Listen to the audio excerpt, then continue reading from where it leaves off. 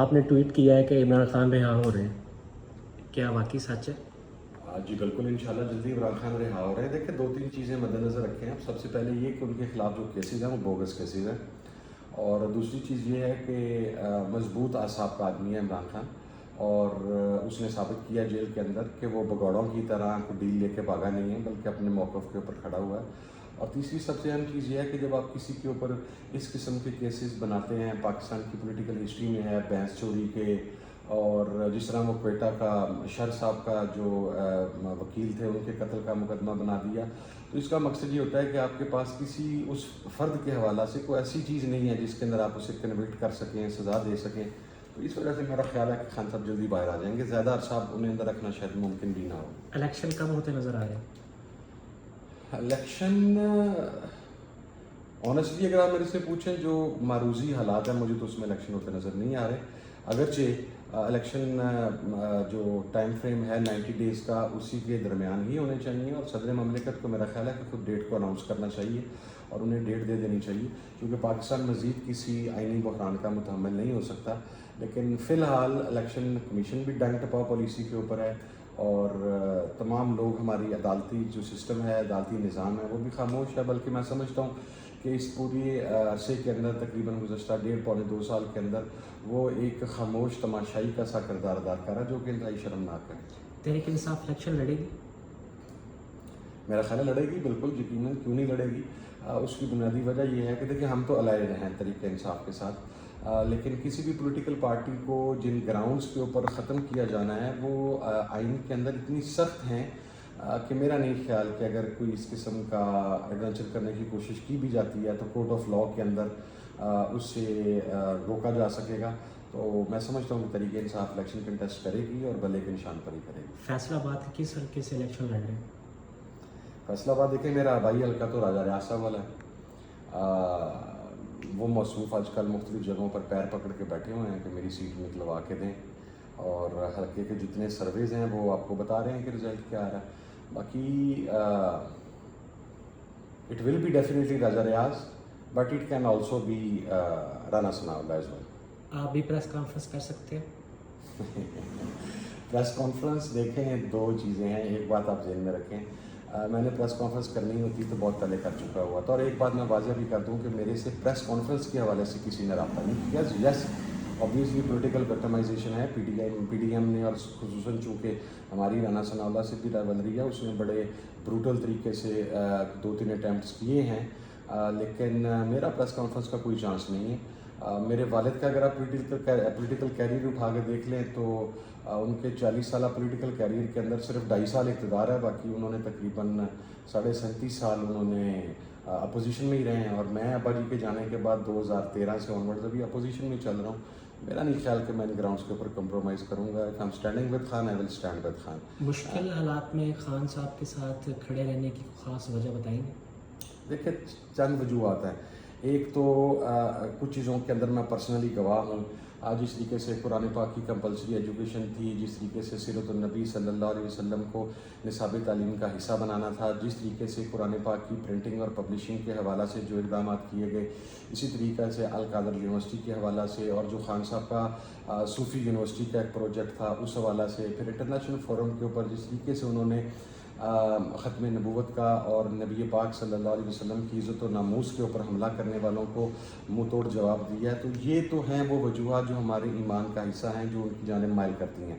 لیکن there are some other reasons as well. Yes, Khan صاحب کی کچھ چیزوں سے آپ اختلاف رائے کر سکتے ہیں، اور میں سمجھتا ہوں کہ وقت گزرنے کے ساتھ، اقتدار کا یہ وقت جب گزر گیا تو خان صاحب نے بھی دیکھا کہ کون سے لوگ ٹرسٹ وردی تھے اور کون سے لوگ ٹرسٹ وردی نہیں تھے۔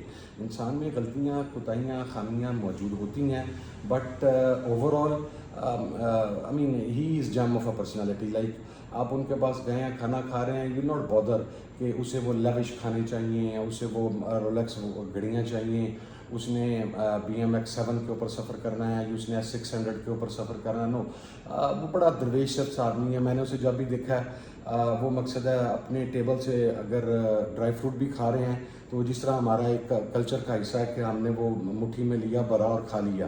اب یہ جس قسم کے یہ سیاستدان ہم دیکھتے ہیں، ان میں کھانے کی استطاعت بھی نہیں ہوتی، لیکن یہ چمچ کو جس طریقے سے پلیٹ میں لے کے جاتے ہیں، پھر ان کے چمچ بھی سونے کے ہوتے ہیں، پھر یہ دیکھا جاتا ہے کراکری پہ کیا کیا چیزیں ہیں.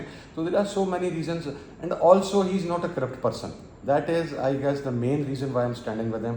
وہ کرپٹ آدمی نہیں ہے، اس نے بڑی آنیسٹ، اور آپ دیکھ لیں اس کا سب سے بڑا ثبوت یہ ہے کہ 2 سال سے وہ وکٹمائز ہو رہا ہے اور ابھی تک کرپشن کے حوالہ سے اس کے خلاف کوئی چیز نہیں لے کر آ سکے. یہ القادر ٹرسٹ کی بات کرتے ہیں، القادر ٹرسٹ میں ملا تو کچھ بھی نہیں ہے. پھر یہ توشہ خانہ کی بات کرتے ہیں تو توشہ خانہ کے اندر لوگ 25% چھوڑیں، 5% کے اوپر گاڑیاں لے گئے لوگ، پتہ نہیں کیا کیا کچھ لے گئے. کچھ چیزیں ایسی ہیں جن کا تذکرہ کرنا بھی مناسب نہیں ہے، وہ کچھ بھی لے گئے. تو اس نے اگر اس قیمت کو بڑھا کے 50% کیا اور وہ قیمت پے کی اور وہ اپنے ایسٹس کے اندر شو کی، اس کے اندر وٹس رانگ ان اٹ.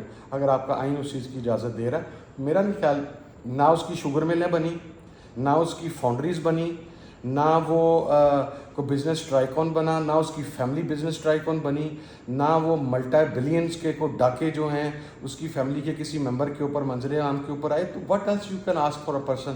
کیا وہ آپ ان سے کیا چاہتے ہیں اس ملک میں رہتے ہوئے اتنی آنیسٹی کے ساتھ، اتنی درویشی کے ساتھ زندگی گزار دینا. آئی گیس کہ ہمارے پاس جو اویلیبل لاٹ ہے اس کے اندر ہی is the best available choice at present. اور بڑا میرے ساتھ، چونکہ میں ان کے ساتھ سیدھی بات کرتا ہوں، مجھے ان کا سیدھا جواب دیتے ہیں، تو میں سمجھتا ہوں کہ ان کے خلاف یہ جو پولیٹیکل وکٹمائزیشن ہے یہ بند ہونی چاہیے. یہ ظلم ہے اور یہ بروٹیلٹی ہے اور اس کے کچھ اثرات برآمد نہیں ہوں گے. ملک شدید معاشی بحران کا سامنا کر رہا ہے، کیا کہیں گے؟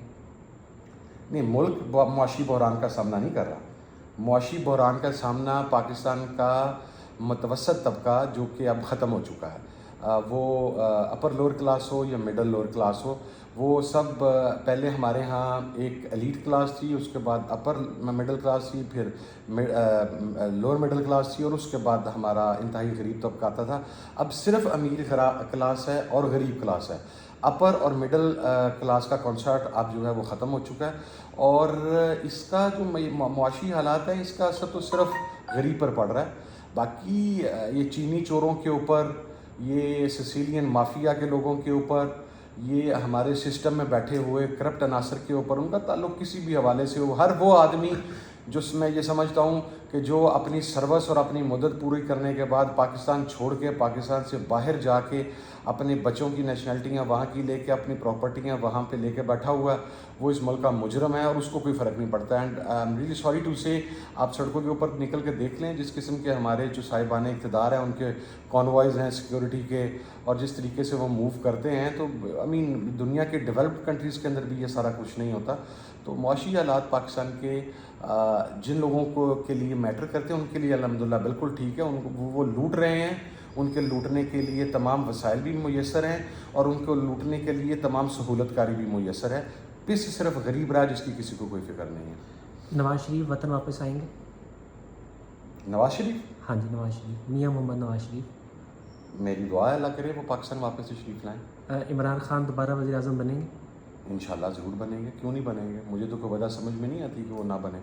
جو پبلک پذیرائی ان کی اس وقت ہے، جو عوامی ایک رجحان ہے، وہ سارا عمران خان صاحب کی طرف. اور میں تو یہ سمجھتا ہوں کہ ایک نیا میثاق سائن کرنا چاہیے کہ میاں نواز شریف صاحب کو بھی پاکستان واپس بلانا چاہیے، اور عمران خان صاحب کو آپ جیل میں بھی رکھ لیں. میں آپ کو پھر بھی چیلنج سے کہتا ہوں اور میں یہاں پہ لکھ کے دینے کے لیے تیار ہوں کہ عمران خان پھر بھی 2/3 میجورٹی کے ساتھ جیتے گا.